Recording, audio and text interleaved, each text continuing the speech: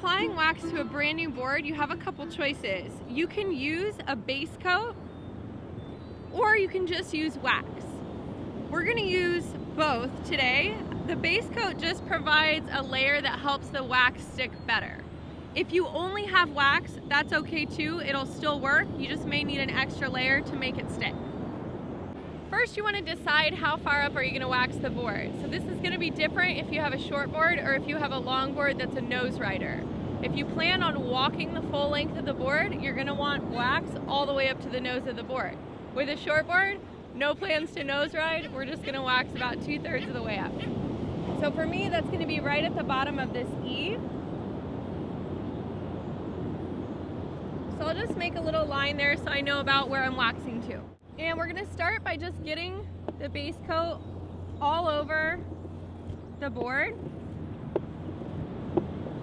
You can use the broad edge of the base coat and just draw lines diagonally from one rail side of the board to the other. Now you don't need to have the base coat and the wax coming off of the edges of the board.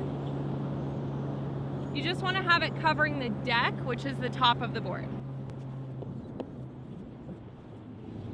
Turn it the opposite way and create diagonal lines from the opposite direction.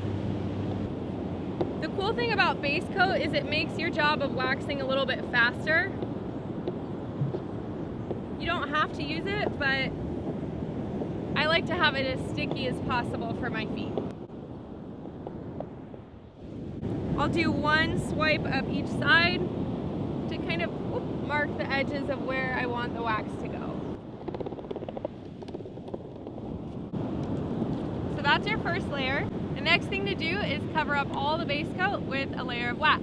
There's a temperature range on the wax, so just figure out what the average water temperature is where you're going to be surfing and pick the wax that's appropriate for you.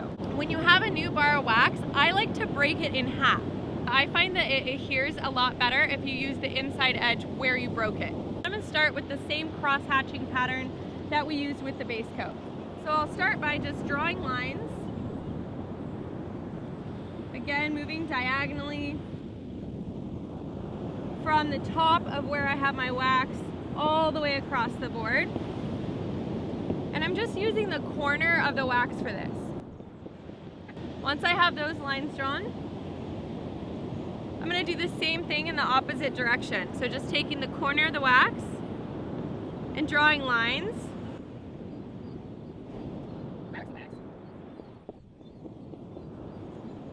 You can kind of see the cross-hatching pattern. The final step, the piece de resistance, is a circular motion to make sure that we get wax in all the little nooks and crannies. Put your back into it. It's a good bicep workout.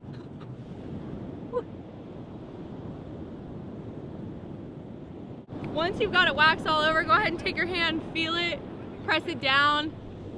Make sure you got wax all over that thing. Wax it real good. And that's how you wax a surfboard. Thanks for watching Stoked Yogi TV. See you next time.